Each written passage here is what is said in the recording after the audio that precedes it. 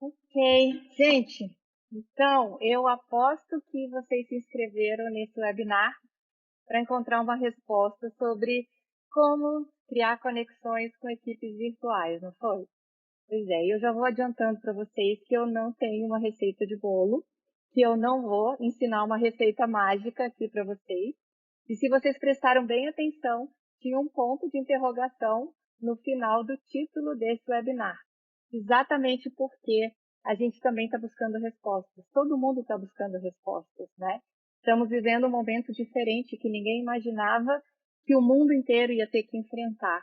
Então, o que eu posso trazer para vocês são algumas pesquisas, são alguns pensamentos, algumas coisas que os estudiosos, né, vêm há muito tempo já trabalhando e que agora a gente vem juntando as pecinhas e tentando, né, a partir dessas pecinhas conectadas, né, encontrar respostas. Vamos buscar juntos essas respostas ao longo desse nosso tempo que vamos ficar juntos. Então, para quem não me conhece, eu sou a Emily, trabalho no tribunal na Escola de Formação Judiciária desde 2015. Eu trabalho como também consultora e gestora, como consultora de gestão de pessoas e organizacional há uns 24, 25 anos, mais ou menos. E uma das coisas que eu acho que eu faço melhor, além de tudo isso, é ser mãe da Isabela, da Thaís, esposa do Zeca, e agora eu vou ser vovó da Manuela. Em outubro eu vou ser vovó da Manuela. Eu espero que eu faça muito bem esse meu papel.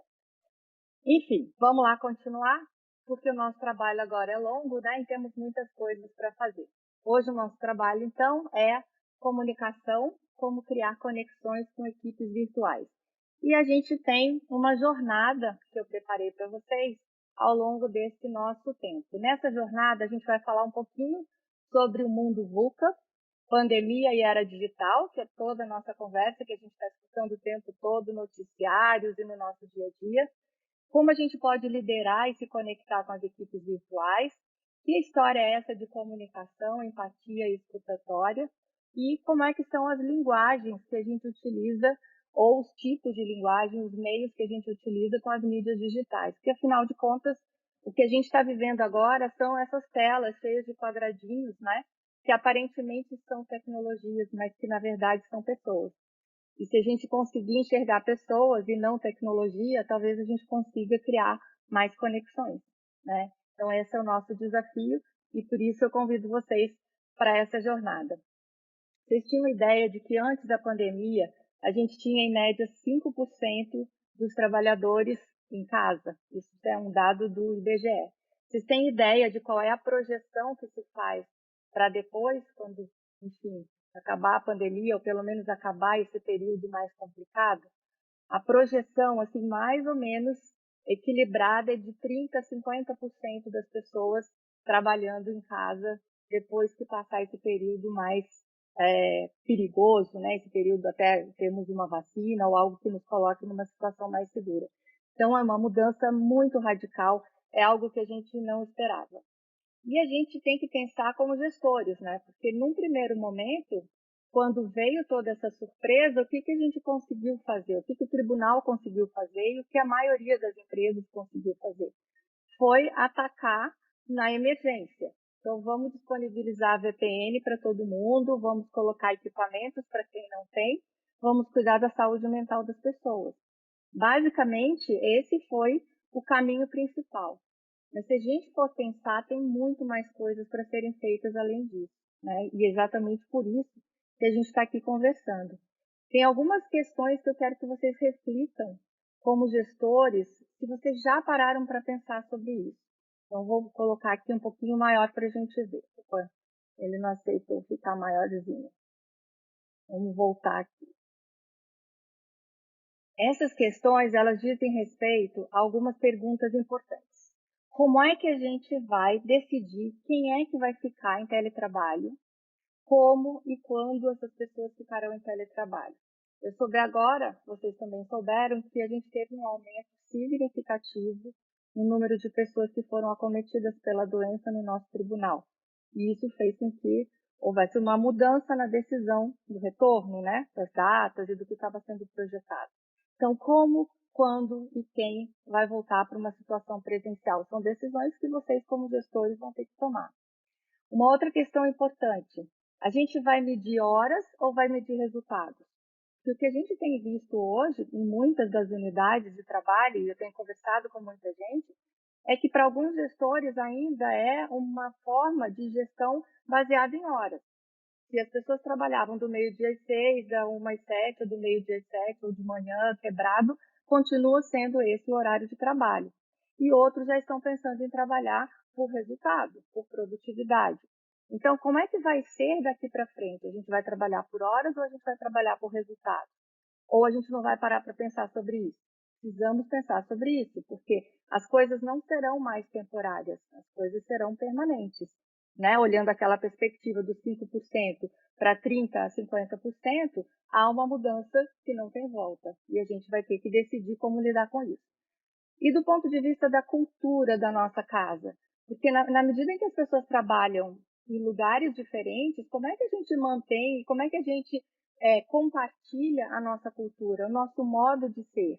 Porque quando a gente convive junto ali no dia a dia, a gente tem um jeito de ser, a gente tem o jeito da nossa equipe, o jeito que a gente gosta de trabalhar, a gente comemora os aniversários, a gente se abraça, a gente transmite um para o outro o nosso modo de ser. Isso é cultura, os nossos ritos, os nossos rituais. Como é que a gente vai manter a nossa cultura se a gente está longe? Se a gente não convive, se a gente olha para os quadradinhos? Outra pergunta que a gente tem que responder como gestores, né? Também um outro aspecto, como é que a gente vai receber os novos servidores, os novos magistrados? Ok, a gente pode fazer lá um curso, né, de integração para receber todo mundo, mas não é isso que eu estou falando. Como é que a gente vai receber nas nossas equipes e fazer a integração? Porque antes a gente fazia a integração, ia lá de sala em sala, apresentava todo mundo, né? Olha, chegou um colega novo, esse daqui é o fulano, a Beltrana, e a gente fazia aquela introdução da pessoa na equipe, para que ela se sentisse bem, acolhida. Como é que a gente vai fazer agora? A gente vai marcar um Zoom com todo mundo, né? E se a minha unidade tem 50 pessoas, eu vou marcar um por um. Enfim, como é que eu vou fazer para integrar essa nova pessoa? São muitas as perguntas. Como é que eu vou cuidar da saúde mental das pessoas que trabalham comigo? Será que sou eu que cuido? Será que é o tribunal que tem que cuidar? Será que as pessoas vão me dizer ou vão me dar sinais de que elas não estão bem? Como é que eu vou perceber isso se eu só olho para os quadradinhos? A comunicação, ela tem muito a ver com a nossa linguagem não verbal. E nesses quadradinhos, a gente está interrompendo muito da nossa comunicação não verbal. A gente só consegue mostrar esse pedacinho aqui, ó. Quando muito, um pouco das nossas mãos, quem sabe a postura, né? Um pouquinho da nossa postura, mas a gente não consegue mostrar o resto. E tudo isso a gente está perdendo quando a gente está nesse ambiente distante. Então, precisamos pensar sobre isso, né? Aquele texto que eu pedi para vocês lerem é um texto mais pesado, é um texto que traz uma base, né? Mas é uma base que vai justificar tudo que eu vou falar com vocês hoje durante a nossa tarde, tá bom? Esse contexto que a gente, né, que eu estou introduzindo aqui das nossas dificuldades no tribunal, ele não é um contexto que a gente não podia prever. Ele é um contexto que já vinha se colocando há muito tempo para todos nós. E ele tem um nome, né? O mundo VUCA. Volátil, incerto, complexo e ambíguo. Quem inventou esse nome foi o Exército Americano. Aliás, muita coisa que a gente tem na área de gestão vem do Exército Americano. É interessante isso, né? Então, esse mundo VUCA parecia que ele não ia bater na nossa porta. Já escutei isso algumas vezes, inclusive escutei essa semana. Teve um colega que disse assim para mim: eu tinha certeza que eu ia aposentar e não ia precisar aprender mais nada. E agora eu tive que aprender esse tal de Zoom. Eu tive que aprender videoconferência, porque eu não pensava que eu ia passar por isso. Então, muitas pessoas tiveram que aprender coisas que elas não imaginavam que iam ter que aprender. Todos nós tivemos que aprender. Né? Então, esse mundo VUCA, que parecia que era distante da gente, que era uma coisa do mercado privado, das empresas de tecnologia, que nada disso tinha a ver com a gente, somos servidores públicos, somos do judiciário, isso não nos pertence. Opa, isso nos pertence, isso bateu na nossa porta e está aqui dizendo, e agora? Vamos fazer o que com isso?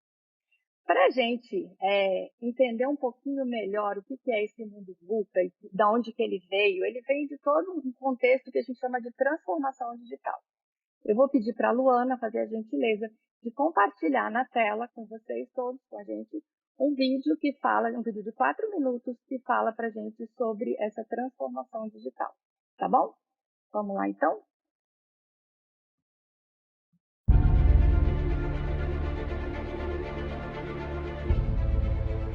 Once upon a time, business as usual was often good enough.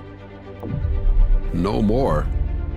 Where we are going, good enough is dead.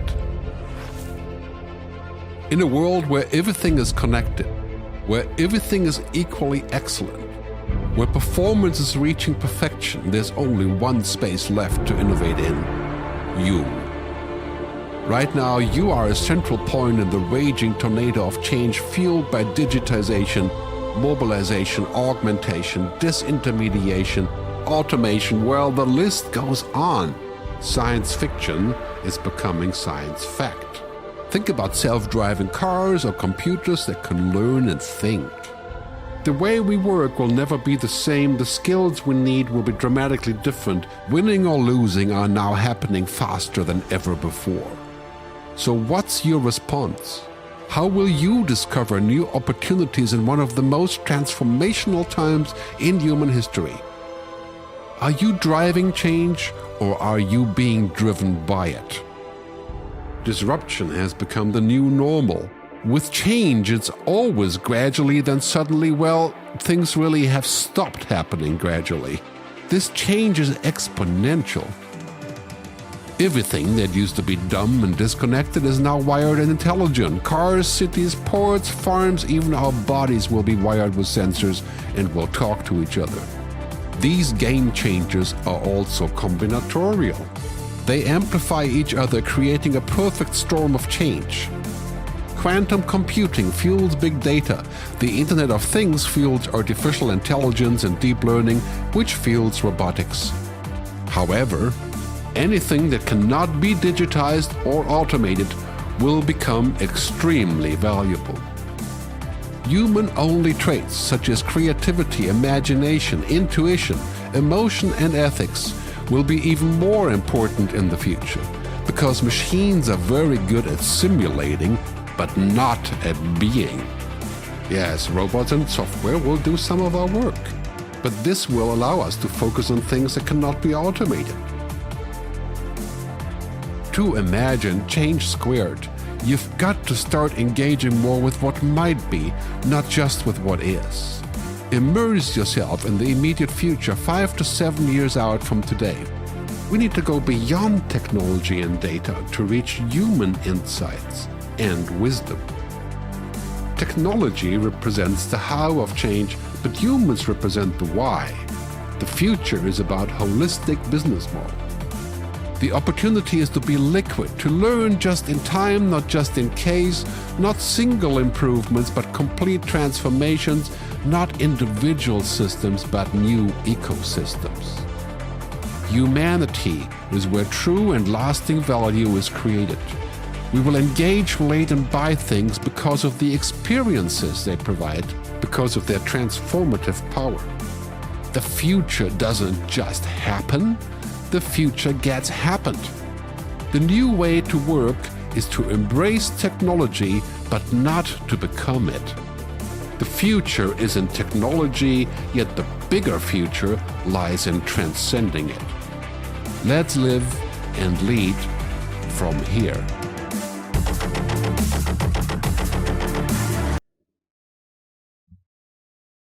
Muito obrigada, Luana. Obrigada.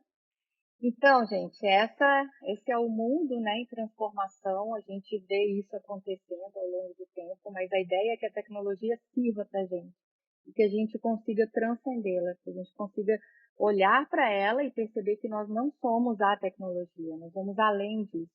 Tecnologia é máquina, né? Quando a gente quer resolver algum problema, não sei vocês, mas eu fico irritadíssima. Eu tento resolver um negócio na Vivo ou em qualquer outra empresa, ninguém fala comigo, são os robôs, né? Robô, ele sabe responder aquilo que a gente ensinou para ele, mas ele não tem a inteligência, né? A gente chama de inteligência artificial, mas é um nome que foi criado, né, para dar essa ideia de que ele vai resolver alguns dos problemas que o ser humano poderia resolver, coisas simples. mas ele não tem a inteligência de dar significado, né? E nós fazemos isso como seres humanos. Então a gente precisa olhar para isso com cuidado, porque o nosso mundo, obviamente, ele vai lidar com isso, mas vai lidar de uma maneira como a gente quiser lidar. Então a Covid veio aí para a gente nesse meio desse mundo, e o que que ela fez? Ela turbinou o mundo VUCA. O mundo VUCA já existia, ele já vinha se avizinhando, e veio uma Covid que também é uma surpresa, mas não é tanto uma surpresa. Desde entre 2011 e 2018, a OMS reportou 1.438 epidemias. Só que elas não chegaram até a gente. Elas não chegaram porque elas foram contidas geograficamente. Em função da globalização, em função da questão climática, em função de uma série de questões que a gente, como ser humano, né, começou a produzir para nós mesmos, essa epidemia se tornou uma pandemia e não houve como controlá-la geograficamente. Mas foram 1.438 desde 2011. Então, de alguma forma, a gente sabia que isso ia acontecer em algum momento. Então, esses dois episódios, tanto o mundo VUCA, a transformação digital, quanto essa pandemia que nos acometeu, de alguma forma isso vinha lá, chegando perto da gente. A gente só não sabia que ia chegar dessa forma como chegou. E aí, a gente pode olhar para quem começou antes da gente, né? Para quem passou por essa experiência antes da gente. Lá na China, tem uma rede social muito que eles mais usam, chamada Weibo. Não sei se os chineses falam dessa forma, mas eu só consigo falar assim. E depois, logo depois que a pandemia lá deu uma reduzida, né? Foi mais ou menos em março, o que mais apareceu nessa rede social era essa preocupação. Eu preciso ficar online 24 horas por dia. E aí eu vou explicar para vocês. É que lá na China, eles não tinham muito interesse em fazer o trabalho remoto, né? Até porque muito do trabalho que acontece lá tem muita coisa ainda de manufatura e tudo mais, então não dá para que todas as atividades sejam feitas de maneira remota. E com a história da pandemia, vários dos empregos começaram a ser ofertados à distância. E as pessoas, então, começaram, sim, a se interessar, porque senão, como é que eles iriam trabalhar? E aí a grande preocupação era essa. Será que eu preciso ficar 24 horas por dia conectado, online? Essa preocupação apareceu lá. Será que essa preocupação aparece aqui também, né? Será que os nossos servidores, né? Será que a nossa equipe não pensou a mesma coisa? A gente estava lá trabalhando bonitinho com alguns colegas que estavam, né, trabalhando à distância, em teletrabalho, outros não, algumas equipes com mais pessoas, outras menos. De repente foi todo mundo, ou quase todo mundo. Será que na cabeça das pessoas não aconteceu a mesma coisa que com os chineses? Eu preciso ficar 7 horas online, ou 12 horas online, ou 24 horas online? Porque, gente, tem uma coisa, inclusive uma pesquisa da MIT, a MIT é uma revista, na verdade é uma instituição, mas ela tem uma revista que publica a cada trimestre aqui no Brasil também, e ela traz alguns artigos interessantes. E nesse último trimestre tinha um artigo dizendo exatamente isso, que numa pesquisa recente que eles fizeram, o Centro de Liderança do MIT identificou que os funcionários acham que os seus chefes não falam a verdade para eles, né? E não falam a verdade não é porque eles são mentirosos, mas é porque às vezes falam uma coisa e não conseguem cumprir. E às vezes não conseguem cumprir porque as coisas mudam. Então, o que é uma relação de confiança entre a equipe e o gestor? É quando ele consegue olhar para o seu gestor e confiar nele. E como é que a gente consegue confiar no nosso gestor? É quando a gente sabe quem ele é. E ele é uma pessoa íntegra, uma pessoa que tem defeitos, uma pessoa que não é perfeita, uma pessoa que sente medo, tanto quanto a sua equipe. Então, essa pergunta, eu preciso ficar 100% online, 100% à disposição, é o medo que a equipe tem diante de uma mudança que ela não sabe para onde vai. E ela olha para você, gestor, e espera que você tenha uma resposta. E você é um ser humano que também pode não ter essa resposta. Se você se mostra verdadeiro, se você mostra quem é você para a sua equipe, ela passa a confiar em você. E ela precisa só disso. Ela não precisa de um super-homem, uma super-mulher, que esteja sempre pronto para dizer é isso ou é aquilo. Porque isso não existe. E se você está sempre dizendo é assim ou é assado, ele olha para você e fala, opa, tem algo estranho. Porque se você sempre tem certeza, vai ter uma hora que você vai ter que voltar atrás. Porque o mundo é VUCA. Ele é incerto. As coisas mudam. E quando você voltar atrás, qual vai ser a resposta? É a resposta que o MIT descobriu. Os chefes não falam a verdade para gente, porque na cabeça dele, quando você volta atrás, é como se não falasse a verdade. Não é que você precisou rever. Então, é a maneira como a pessoa enxerga. Você até fez o correto, mas ele enxergou o que você falou. Então, é melhor a gente ser verdadeiro. E aí eu trouxe aqui um exemplo de uma pessoa que vocês conhecem muito bem, né? Steve Jobs. Sempre a gente traz ele quando a gente fala sobre gestão, a gente fala sobre formas, né, da gente lidar com equipes, e eu trouxe aqui em comunicação o Steve Jobs. O Steve Jobs, todo mundo conhece o estilo dele, né? O que ele era? Um cara visionário, um designer, né? Uma pessoa focada em ser o primeiro a lançar os melhores produtos, e ele não era muito legal com a equipe dele, né? Acho que todo mundo sabe disso. Não é um exemplo de gestor, não era um cara legal. Mas eu tenho certeza que todo mundo que trabalhava com ele sabia exatamente como ele era e o que ele esperava. Não é verdade? Esse cara, se você quer trabalhar com ele, saiba que ele é desse jeito. Então, existe uma relação de confiança porque eu sei quem ele é. Ele não está fingindo uma coisa para mim, dizendo uma coisa e sendo outra. Ele é verdadeiro. Tem uma outra empresária que eu tenho certeza que a maioria de vocês não conhece. O nome dela é Eileen Fisher. Ela tem uma marca chamada Eileen Fisher Renew, que é exatamente o mesmo nome dela. Ela é também uma designer. Ela estudou os kimonos japoneses e ela fez uma marca que é muito famosa fora do Brasil e que produz roupas femininas que são atemporais. São roupas muito boas que duram e passam a moda. Então, as mulheres não precisam ficar comprando toda hora, porque elas são boas, de qualidade, e elas são atemporais. E a Eileen Fisher é uma pessoa que pensa em sustentabilidade, é uma pessoa que pensa no planeta, é uma pessoa que tem uma consciência, né, muito legal em relação ao seu papel no mundo, e ela contrata pessoas que são assim também. Ela não gosta de aparecer. Tanto é que se você pesquisar no Google, não tem uma foto dela. Pode jogar o nome dela, vocês não vão achar. Em compensação, o Steve Jobs, né? Todo mundo sabe quem é, tem o nome dele para todo lado. Então, além de conhecer o produto, a gente sabe quem ele é. É a marca dela e é a marca dele. Os dois cobram meta, os dois querem resultado, mas cada um tem a sua marca. E é isso que cada líder tem que ter. É a forma como a gente comunica para a nossa equipe quem a gente é, que vai fazer com que ela nos siga, que vai fazer com que ela confie na gente. E aí eu pergunto para vocês, como é que é a marca de vocês? Como é que vocês podem descobrir qual é a marca de vocês? Então, a primeira coisa é vocês pensarem, né? Avaliarem. O que eu dou valor? Eu dou valor às pessoas, eu dou valor às tarefas, eu dou valor em ser o primeiro a descobrir as coisas, eu dou valor em aparecer, né? Em mostrar meus projetos no tribunal. O que eu dou valor? Segundo ponto, para descobrir a sua marca, pergunte para as pessoas, pergunte para as pessoas que trabalham com vocês, como é que eles te veem? E terceira coisa, pense no impacto que você causa na cultura do tribunal, nos resultados do tribunal. Olhando essas três coisas, você consegue enxergar quem é você. E aí, conte a sua história, mostre para as pessoas quem você é.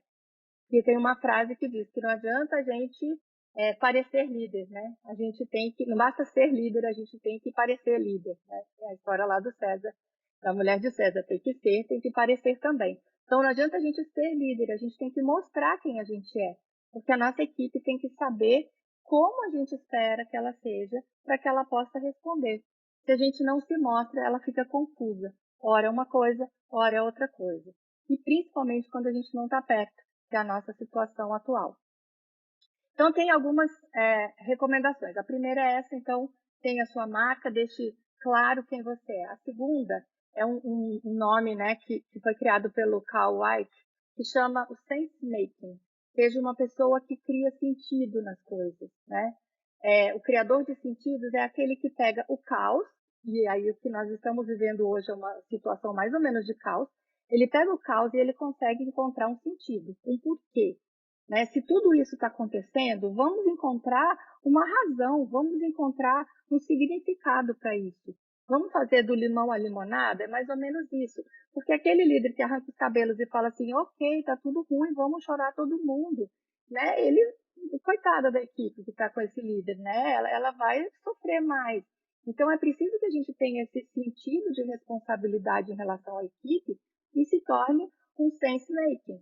E aí tem aqui uma figura também que é super legal saber da história dele, o Satya Nadella, ele é o CEO da Microsoft, e ele é um cara que cresceu dentro da Microsoft. Ele fez todas as tarefas que vocês imaginarem, ele conseguiu trabalhar lá dentro, em todos os setores, em todos os cargos, passou por tudo e até se tornar o CEO. E quando ele se tornou o CEO, a Microsoft compra, né, sempre comprou muitas outras empresas menores, até para se tornar uma grande, né, mundial.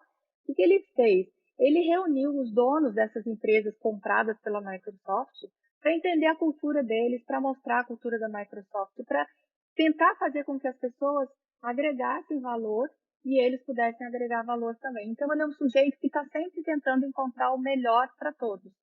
Embora ele tenha, claro, o espírito empreendedor, é né, um executivo, está no mercado, mas ele está sempre tentando encontrar o melhor. E esse é um exemplo bem legal para a gente. O terceiro é o que a gente chama de equipes flex. É um termo também usado pelo pessoal do MIT. E o que é a equipe flex? É uma equipe que é capaz também de fazer um monte de coisas diferentes. E a gente sabe que hoje em dia não dá mais para a gente fazer só a mesma coisa o tempo todo. A equipe flex é aquela que é capaz de fazer parcerias, de buscar ajuda, de encontrar soluções. Quantas vezes a gente tem que entregar uma resposta, a gente tem que resolver o problema de uma pessoa que nos procura, a gente tem que tentar ajudar, né, um jurisdicionado ou um outro setor que tem uma relação com a gente e não tem resposta. Como é que a gente faz? Aí junta, todo mundo cruza o braço e fala, não tem resposta. A equipe flex é aquela que não para dentro do seu próprio processo, não olha só para o próprio umbigo, mas ela olha para fora e fala assim, ok, podemos pedir ajuda ali, deixa que eu faço. Então, eu vou deixar de fazer isso, vou assumir aquilo. Então, são pessoas com mais flexibilidade. Então, procure formar equipes flex, né? Mostre para as pessoas que trabalham com você que você aceita e que você quer mesmo que as pessoas tenham outras habilidades, né? Que você incentiva outras habilidades. Enfrentar o incerto é ter pessoas com capacidade de se adaptar. Substitua as tendências tóxicas pela liderança movida a desafios. O que é uma tendência tóxica? A gente escuta muito esse nome em terapia, nessas coisas assim. Mas a gente já traz isso para esse campo da liderança também. A liderança tóxica é aquela do controle absoluto, daquele que diminui o outro, né? Que fala você não consegue nada mesmo, aquele que não valoriza, que esquece de dar um bom feedback, que não apoia a pessoa quando ela precisa. Esse é o tóxico, né? Aquele que só quer resultado, resultado, resultado, não importa a qualidade de vida, não importa se as pessoas estão sofrendo dentro do trabalho, se o estresse está absurdo, porque ele precisa entregar resultado. Esse é o tóxico. Então, a gente precisa substituir isso e ter uma liderança baseada em desafios. Se a gente pensar, eu coloquei a imagem aqui do homem indo à Lua, a NASA, quando resolveu, né, que o homem ia à Lua, que foi o Kennedy que falou, nós vamos à Lua, nós vamos antes dos russos, né, nós vamos antes de todo mundo. O que ele fez? Ele pegou pessoas motivadas, né, super inteligentes, pessoas que tinham um conhecimento fantástico e falou, nós vamos. E acabou, deu um prazo e os caras se viraram e conseguiram chegar no resultado. Então, uma liderança movida a desafios é isso. É diferente de dizer, se você não fizer, tem tal punição. Se você não fizer, vai acontecer isso, né? Então, muda completamente a forma de fazer. E, por fim, a gente tem aqui também a construir, né, um ambiente em que seja possível colocar tudo isso em prática. Porque também a gente, né, coloca toda essa proposição e como é que a gente vai fazer isso? Se nós formos como líderes, empreendedores, facilitadores e arquitetos. O empreendedor é aquele que enxerga, né, oportunidade, que enxerga a possibilidade de fazer diferente. O facilitador é aquele que busca os meios, que ajuda, que ensina, né, que vai atrás dos recursos, que encontra maneiras, né, de ajudar as pessoas naquilo que elas precisam. E o arquiteto é aquele que busca a estrutura mesmo, né, que busca a base, faz as parcerias, busca, né, equipe, enfim, a estrutura necessária para colocar em prática.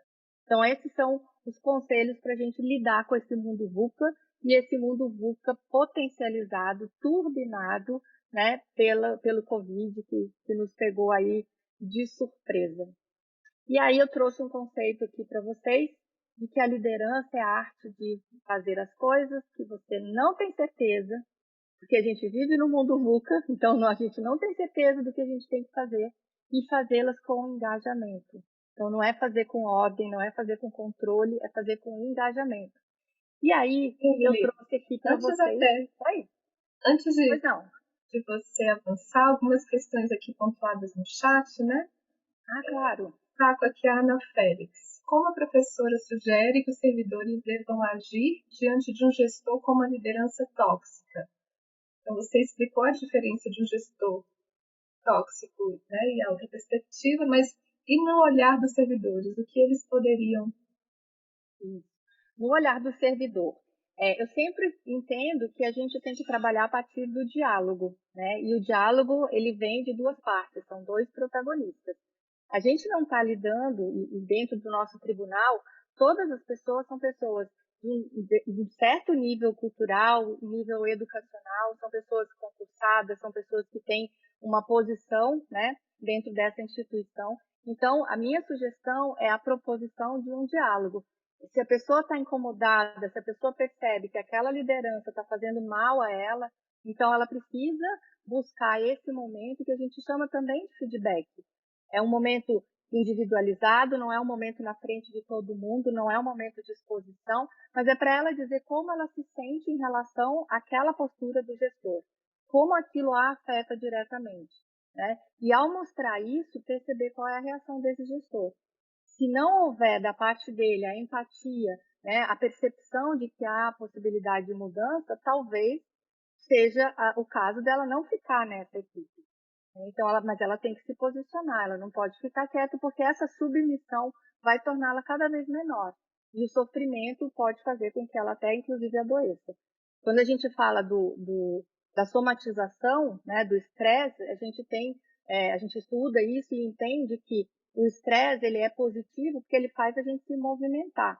Então, o estresse, ele faz a gente sair do lugar, ele nos motiva, mas em grande quantidade, ele tem dois caminhos, ele precisa sair do nosso corpo.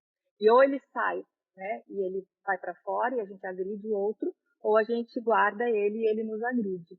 Então, se a gente não conseguir trabalhar com estresse, ele vai ser prejudicial, ou na agressividade para fora, ou na agressividade para dentro. Então, é importante que ele busque... Oi?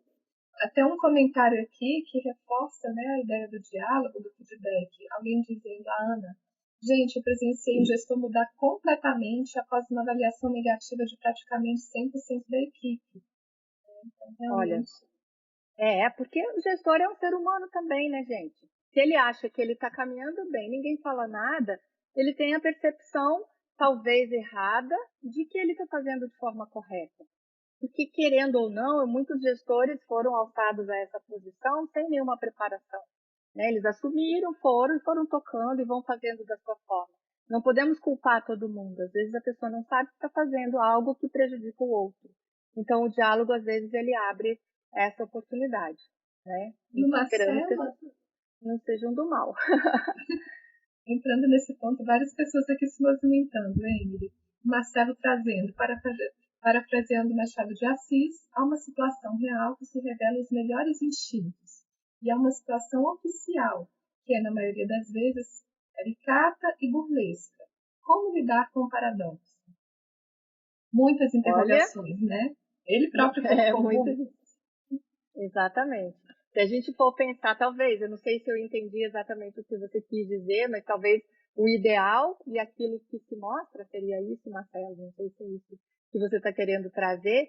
É claro que a gente sempre vai falar do ideal quando a gente vai, principalmente num momento como esse, em que a gente quer trazer as melhores recomendações, né, as melhores práticas e compartilhar isso. Então, a gente sempre vai trazer o ideal, mas o real, a prática, aquilo que acontece, se ele for muito negativo e burlesco, né, como você usou trouxe, né, essa metáfora para gente, se ele estiver nesse nível, mais ainda a gente tem que buscar o diálogo, porque de fato vai ser algo que distorce da realidade, né? Então, acho que o diálogo, sim, ele é o caminho, o melhor caminho, né, em todas as situações, seja no trabalho, seja nas outras relações também. Podemos seguir aqui Seguimos? um comentário da Ana Cláudia, falando também das avaliações que o tribunal possui, que são excelentes, né, para essa cultura de feedback. E uma oportunidade, né? É uma oportunidade que nos coloca ali oficialmente com essa obrigação de conversar com o outro, mas não deveria ser a única, né? Deveria ser esse o momento do registro, mas em tese a gente deveria conversar durante várias e várias ocasiões ao longo do tempo para chegar nesse momento e fazer o registro. Na verdade, esse é o momento apenas da gente oficializar tudo aquilo que foi construído ao longo de um processo, né? E às vezes a gente tem essa visão de que só é aquele momento, mas é bem bacana mesmo, é importante que a gente tenha essa ferramenta. Então, vou voltar o meu slide um aqui. Pode falar, Luana, porque eu quero só dar o link aqui antes de eu entrar naquele outro tema. É um comentário da Rita que acresce, né? A rotatividade dos servidores nos setores é também uma forma de feedback, né? Velado, mas é um feedback. Você imaginar que esse recurso não para no lugar. E a gente tem os dois lados. A gente tem, se todos os servidores saem, ou grande parte sai, pode ser que o líder aqui tenha um problema, mas se, né, um servidor sai muito, pode ser que o servidor é que seja aquela pessoa que precisa passar por uma conversa, um diálogo, né, e uma preparação melhor. Então a gente tem que olhar, cada caso é um caso, né, cada contexto tem uma história. Vamos seguindo então, várias pessoas aqui Vamos seguindo então, já... gente. Legal, muito bom, porque a gente está em sintonia. Então é isso, liderança é a gente fazer coisas que a gente não tem certeza, principalmente no mundo VUCA, principalmente no mundo turbinado aí pelo Covid. E aí eu fiz uma brincadeira aqui com vocês, porque no próximo slide eu disse aqui que você é um digital influencer. E eu quis provocar vocês, porque vocês sabem muito bem o que é um digital influencer, né? Eu imagino que alguns de vocês devem estar pensando, como assim? Eu nem estou lá na rede social, eu nem fico tirando selfie, eu nem tenho Instagram, então eu não sou um influencer, né? Um digital influencer. Mas você é sim um digital influencer e eu vou tentar provar aqui para você de algumas formas que você é um digital influencer, porque a gente vive numa era digital. E na era digital, o engajamento, ele é um sinônimo de poder. A gente viu lá no texto, né, o quanto que a comunicação ela gera poder, né, para a liderança, ela é um instrumento de poder para a liderança. E no mundo que a gente vive hoje, a comunicação acontece nesse mundo digital. Ela acontece ali na tela, né? Então a gente acaba exercendo isso através da tela do computador. Então, o que vai acontecer com a gente? Se a gente puder lembrar aqui, né, muitos vão saber dessa história, o Franklin Roosevelt, presidente americano, ele passou 10 anos usando o rádio como um instrumento para fazer com que a população americana se engajasse e eles conseguissem sair da Grande Depressão. Era o jeito que ele tinha, mas ele conseguiu fazer isso através da tecnologia que era disponível naquela época, né? E hoje, o que a gente tem? O mundo offline e online que estão o tempo todo misturados. A gente não consegue mais separar as coisas. E é por isso que a gente se coloca nessa condição de um digital influencer. O que você faz está ali conectado, seja através do celular ou do computador, da sua rede social ou não. Imagina uma situação de um gestor muito legal, muito educado, muito acolhedor, participando de uma reunião com seus colegas ou com a sua equipe, super cortês, educadíssimo. E ele é aquela pessoa que você pode contar. Aí você, por acaso, é colega dele ou tem ele lá na sua rede social, no Facebook. E por acaso alguém fez um comentário político, que a gente viu tanta coisa assim, ao contrário do que ele gosta, lá na rede social dele. E você leu uma resposta super mal criada, daquelas assim terríveis. Você olha para aquilo que ele escreveu no Facebook e pensa naquela pessoa que você viu na reunião. O que te passa? quem é essa pessoa de verdade? É aquele super grosseiro do Facebook ou é essa pessoa com quem eu participei da reunião e convivo todo dia, todo cortês lá no dia a dia do tribunal? A gente deixa de ter confiança. Então, se eu deixo de ter confiança, eu deixo de ter engajamento. Se eu deixo de ter engajamento, eu deixo de ter conexão com essa pessoa. Então, a gente é o influencer digital porque a gente vive no meio digital. Se a gente não quer ser uma influencer digital, a gente não pode ter rede social. Ou a gente tem que bloquear nossa rede social e não pode se mostrar para ninguém. Ou a gente tem que decidir muito bem o que a gente publica aqui e publica ali, porque as pessoas vão ver, né? Ou então você aceita, né? Do trabalho eu não aceito ninguém, só aceito meus colegas. Porque tudo que a gente coloca vai ser visto e vai ser julgado. Então, essa nossa capacidade de persuadir, que no passado era só falando, ela agora está aqui, ó, uma mistura de mundo real, de mundo presencial, com mundo virtual. Por isso, a gente é também um influencer digital. Pensem nessa pessoa aí que a gente vê toda hora na televisão, né? É uma pessoa que usa muito as mídias e usa muito a televisão. Esse cara, esse sujeito, quando ele está na televisão, todo mundo olha para ele. A gente pode não gostar dele, a gente não gosta do que ele fala, muita gente não gosta do que ele fala. A cara que ele faz, ele não segue um protocolo, dizem, né, o pessoal que trabalha com ele, que ele não segue um protocolo, ele só fala o que quer, do jeito que ele quer, na hora que quer. E faz as coisas que ele tem vontade. E não é que tem gente que vota nele? Tem. A gente sabe. O cara foi eleito, né? E aí a gente vai e olha para esse outro aqui. Vocês sabiam que o Barack Obama é considerado o político mais sedutor que apareceu já em todos os tempos? Porque ele tem um modo de falar, mas isso é treinado. Ele sabe a hora de fazer silêncio, ele sabe a hora de ouvir o outro, ele ouve mais do que fala. Ele é muito potente. Se vocês pegarem fotos dele no Google, vocês sempre verão o Barack Obama muito num comportamento de espelhamento com as outras pessoas. Se a pessoa está sentada assim, olhando para cima, sem o paletó, ele está sem o paletó, ele está olhando para cima. Se a pessoa está sorrindo, ele está sorrindo. Se a pessoa está olhando para baixo, ele está olhando para baixo. Ele está sempre se comportando de forma parecida com o outro. Para quê? Para criar conexão. Eu me pareço com você. Se eu me pareço com você, você pode confiar em mim. Porque a gente confia em quem a gente acha que é parecido com a gente. Então, ele sabe usar a comunicação a favor dele. E aí ele usa isso também, né, quando ele aparece na televisão, isso vai a favor dele.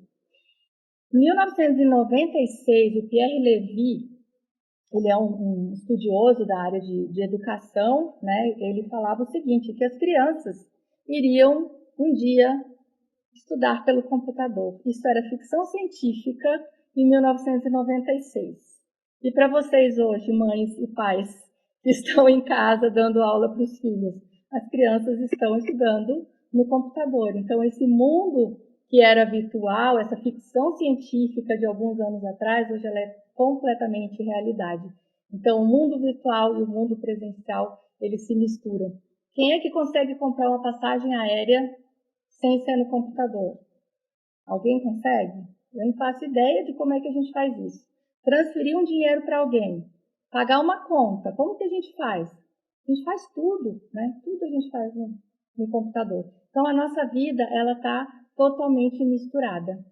Mas aí a gente tem aqui uma informação importante do Mehrabian, que a gente compreende, né, 7% do que é falado, 38% do tom de voz e 55% dos gestos e da fisionomia. Tudo isso junto, tá? Não é separadinho, porque senão a gente poderia assistir um filme em outra língua e só pelos gestos a gente entenderia metade do filme, né? Um filme russo, por exemplo. Então não é essa a teoria dele, não. O que ele diz é que numa comunicação única, do que a pessoa fala, eu compreendo 55% da mensagem pelo seu gestual, pela maneira como ela se comporta. Então vamos lá. Eu estou trabalhando à distância com a minha equipe e 55% do que a minha equipe vai compreender da minha mensagem está aqui, na maneira como eu vou me movimentar, nas minhas caras e bocas, né? Na forma, na postura que eu tenho. E agora eu só tenho quadradinho. Então vai entrar minha roupa, vai entrar o cabelo, vai entrar, né, o o ambiente que eu criei, eu tenho que pensar nisso tudo, porque é o que eu tenho para me comunicar. Né? Então, o Barack Obama, o Trump, essas pessoas todas, elas estão se comunicando através da mídia e estão sendo bons líderes, estão tendo, ou sendo maus líderes, mas estão tendo adesão e engajamento a partir da imagem que elas colocam.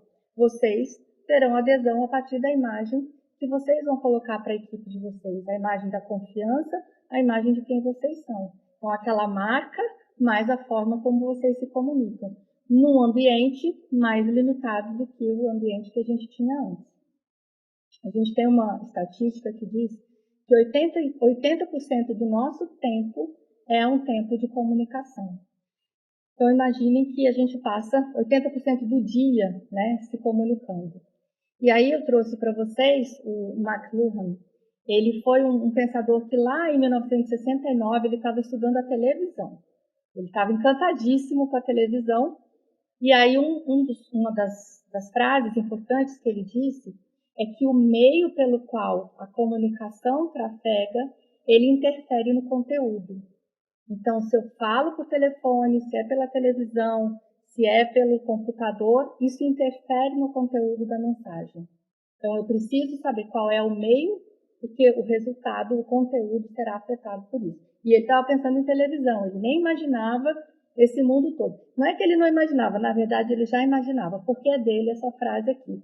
Um dia o mundo será uma aldeia global onde todas as pessoas estarão conectadas. Ele falou isso lá em 1960 e tantos. Então, parece que ele já estava prevendo, né, que a gente ia chegar nesse mundo que a gente está hoje de forma tão conectada.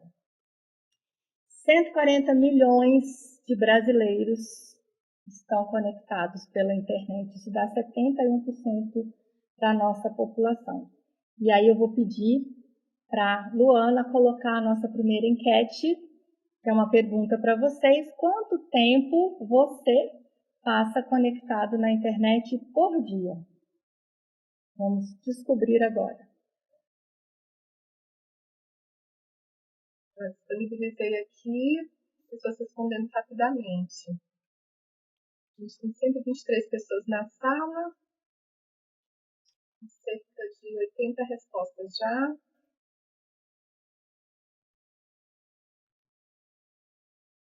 Tá acirrado o negócio. 96 pessoas já responderam. Vou fechar aqui quando chegarmos no 100. Chegamos no 101, vou finalizar. Olha aí, Emily. Vamos lá ver o resultado. 50%, 9 horas e 17 minutos. Está aparecendo? Para você não tá? Não, para mim não está aparecendo. Eu estou compartilhando com todos aqui. Tá, o meu aqui não está aparecendo. Então, 50% indicaram 9 horas e 17 minutos, 34% 13 horas e apenas 17% 4 horas. Queria saber o segredo desses 17%. Pelo menos há uma parcela. Acho que a Kátia está com a mão levantada, isso? Está aparecendo aqui para mim. Então, finalizei aqui o compartilhamento. Deixa eu ver se tem algum registro aqui no chat. Então, vamos lá. Eu vou dar a resposta para vocês. A gente tem uma pesquisa sobre isso. Quem marcou? Antes de você dizer, Emily, a Marina, só um comentário aqui da Marina, antes de você dar o seu feedback, dizendo que acha que as pessoas subestimam o tempo, porque tem o WhatsApp online, que é quase 24 horas. Exatamente, exatamente. Então, a gente tem uma pesquisa antes da pandemia, 9 horas e 17 minutos é o tempo que as pessoas ficam conectadas. Essa foi a resposta, né, que a gente conseguiu. Existem alguns institutos de pesquisa que ficam fazendo esse levantamento, até porque eles alimentam toda essa parte de rede de consumo, bancos, etc., né, porque tem todo um comércio, tem toda uma economia que gira em torno dessa conexão das pessoas. Então, 9 horas e 17 minutos, eu imagino que com a pandemia a gente está mais tempo, porque a gente também está mais conectado até por conta do trabalho, enfim. Eu uso aquele sleep cycle para dormir, então eu acho que eu fico 24 horas, que ele fica lá contando meu sono, né, para ver como é que eu tô. enfim, 9 horas e 17 minutos antes da pandemia, e como é que as pessoas se conectam. Eu trouxe aqui para vocês esses dados aqui do PEG Brasil, que é uma das entidades que faz esse controle. Então, as pessoas pesquisadas, que são pessoas entre 16 e 64 anos, elas falaram o seguinte: 96% delas ficam em aplicativos de mensagem, é o chat mesmo. 97% nas redes sociais, 88% em entretenimento, vídeos, 57% em jogos, 72% compras, 62% música, 79% mapas, 47% bancos, 14% namoro e 21% fazendo alguma coisa fitness. Então essa era assim, antes da pandemia. Aí eu fiquei pensando assim, gente, deixa eu descobrir como é que ficou depois da pandemia. Vamos ver se mudou alguma coisa? E aí, na verdade, eu não fui atrás de todos esses dados, mas eu fui atrás de algumas redes mais conhecidas. E aí eu trouxe para vocês aqui o que aconteceu.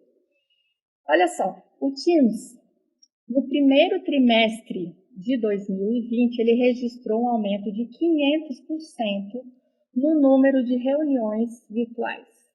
O Facebook, no primeiro trimestre, aumentou em 11% o número de usuários.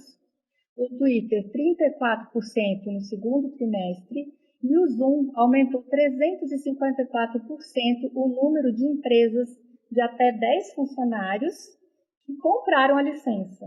Então, gente, a gente não tem o número de quem usa a gratuita, tá? Mas se a gente fosse pegar o número da gratuita, eu não sei que percentual seria esse, né? Seria uma coisa absurda, né? Então, isso só para a gente ter uma ideia de que essas 9 horas e 17 minutos, elas não são mais realidade. Só por esses números aqui, a gente já entende que essa conexão ela é muito maior. Mas a gente tem uma barreira digital, porque a gente tem as pessoas que são conectadas e a gente tem as pessoas que não são tão conectadas. E como gestores, a gente tem que levar isso em consideração. A gente sabe que para algumas pessoas é muito natural passar o dia inteiro, o tempo todo, resolvendo questões em todas essas ferramentas e aplicativos, e para outros não. Às vezes o próprio gestor se perde com tanta ferramenta à sua disposição. E aí a gente tem que tomar algumas decisões, né? A gente não pode também querer abraçar o mundo e achar que tudo que está à disposição tem que ser utilizado só porque é tecnologia e a gente tem que ser moderno. Vamos para a segunda enquete? Qual o percentual de pessoas da sua equipe que apresentou dificuldades para se adaptar a esse novo contexto de trabalho remoto, com o uso de Zoom e outras Teams e outras tecnologias? Passaram aqui as respostas. 50 pessoas já responderam. Esse aqui está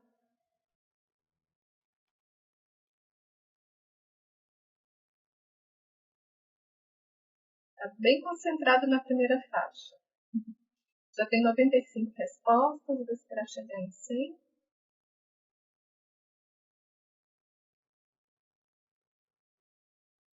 Bom, chegamos em 100, pessoal, vou encerrar, tá? Já dá aqui para dar uma boa ideia. Compartilhando aqui os resultados. Então, Emily, são 78% indicando de 0 a 30, 20% entre 30 e 70 e apenas 2% acima de 80. Certo. Então, a gente tem aí um número não tão alto, né? E a gente esperava isso, até pela característica do nosso público, de que a gente não tivesse tantas pessoas que têm pouco conhecimento, até porque a gente tem no nosso dia a dia muito uso de tecnologia. Mas a gente não pode fechar os olhos, porque a gente tem um grupo que não é e que precisa de uma atenção diferenciada, né? Que não vai lidar tão bem com todas as tecnologias. E aí a gente tem que lembrar, né, que existe uma diferença entre o que a gente tinha lá no mundo analógico, quem lembra disso, né, dos discos de vinil, o que era o mundo analógico? Os dados, eles eram registrados mesmo fisicamente, tinha disquete, né, tinha CD, até tem CD hoje em dia, mas assim, nesse disco aí, a música ficava gravada nos sulcos, e a agulha passava e ela lia todos os códigos e tocava a música. Para quem não sabe disso, né? Dia 23 de maio é o dia do datilógrafo. Então, os dados quando a gente, em vez de digitar, o que a gente fazia? Datilografava. Então, as pessoas aprendiam a datilografar, e para quem não conhece datilografia, então era uma espécie de uma hastezinha com a letra na ponta, que batia no papel. E entre a haste e o papel tinha uma fita com uma tinta, e batia como se fosse um carimbo, e não podia errar, porque se errasse tinha que jogar o papel fora. Então, como é que as pessoas faziam para aprender a datilografar? Então, elas tinham que decorar todas as letras da máquina, né? A, S, D, F, G, A, S, D, F, G. E tinha turma que fazia desse jeito aqui, ó, para decorar e conseguir datilografar sem errar, porque não podia desperdiçar o papel e não podia errar. Inclusive, eu, quando era pequena, minha mãe colocou a gente para fazer curso de datilografia, porque senão a gente não ia arrumar emprego. Ela tinha isso na cabeça, né? Todo mundo tinha que fazer curso de datilografia. E tudo isso muda quando entram as mídias digitais na nossa vida. Os dados, eles são numéricos, né? Os processadores, eles fazem todo um cálculo, uma fórmula, e a gente passa a viver nesse mundo aí que o William Gibson chamou de ciberespaço, né? Que é onde a gente tem esse ambiente, né? Onde os dados estão circulando, e aonde se construiu a cibercultura, que o Pierre Levy criou esse nome. E o que é cibercultura?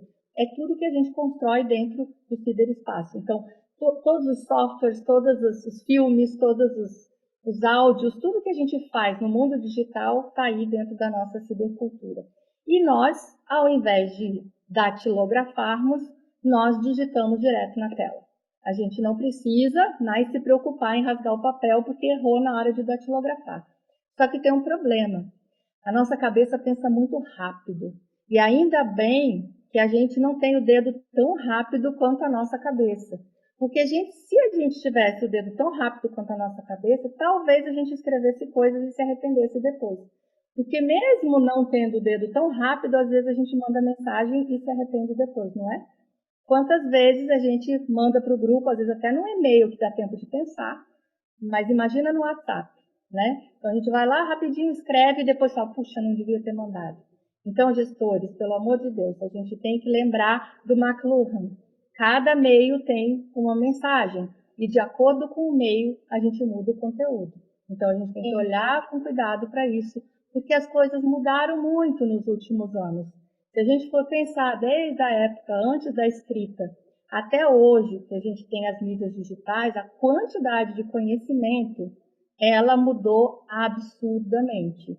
Se a gente for considerar o que a gente tem em termos de informação, a cada 2 anos a gente tem o número de dados dobrando. Então, são 50 vezes mais dados de 2010 até 2020.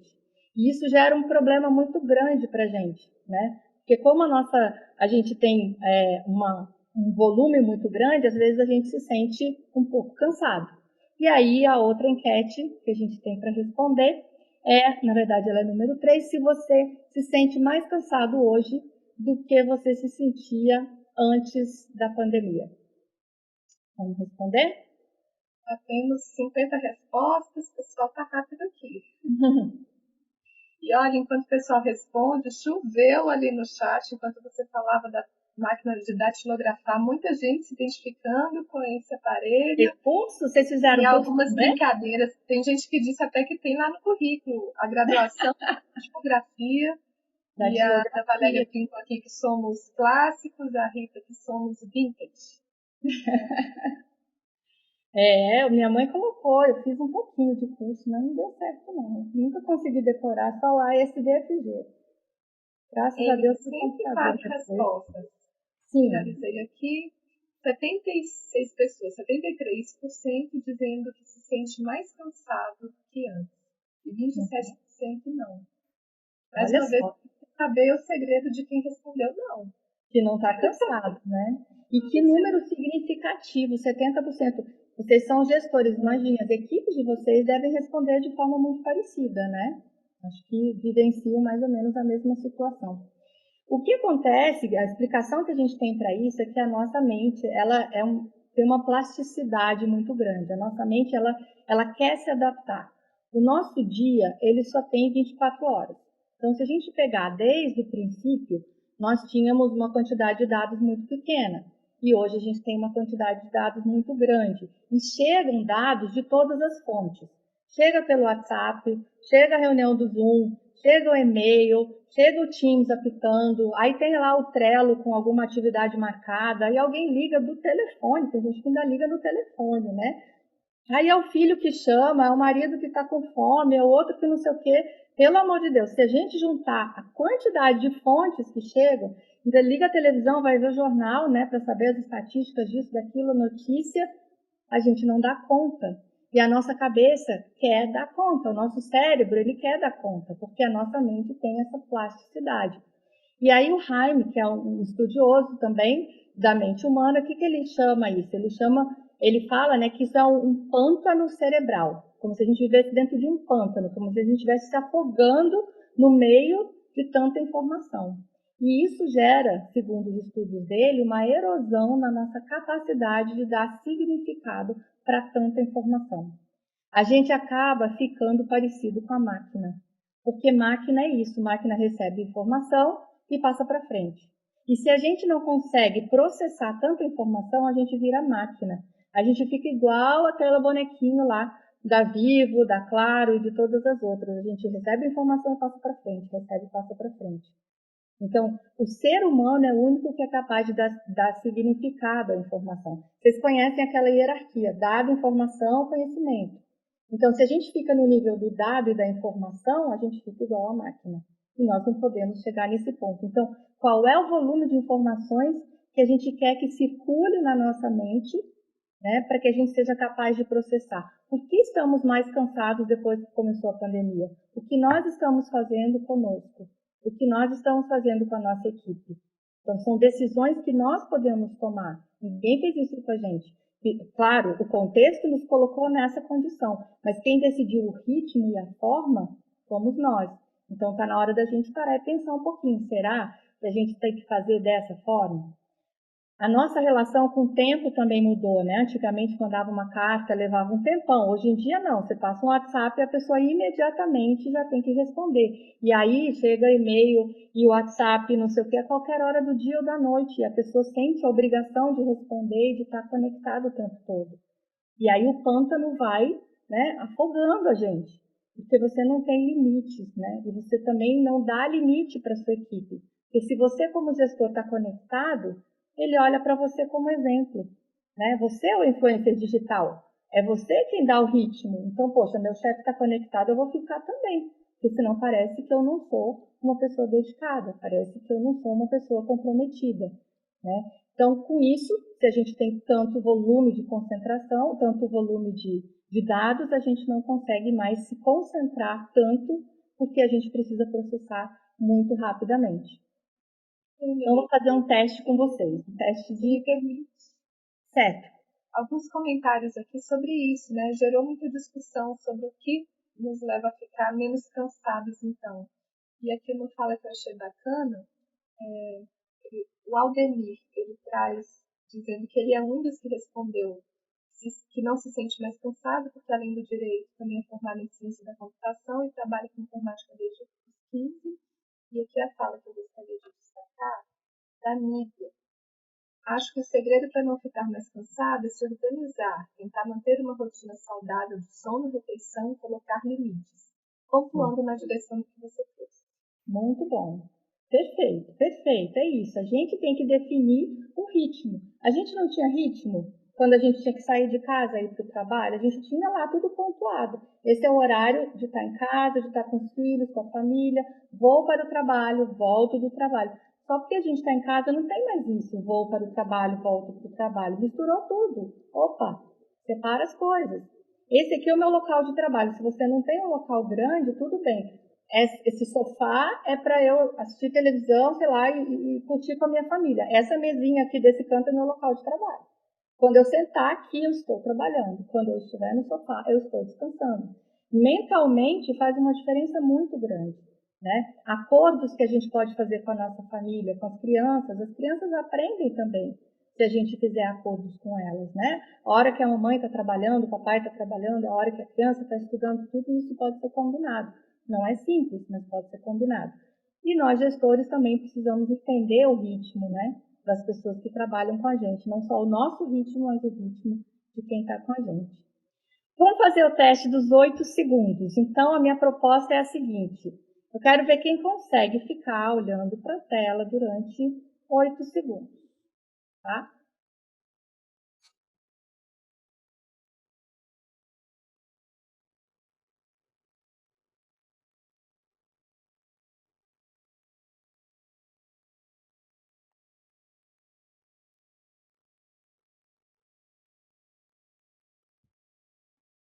Ok. Vamos lá para a enquete. Quantos, né? Você conseguiu manter o seu olhar na tela sem olhar para o ladinho assim nenhuma vez?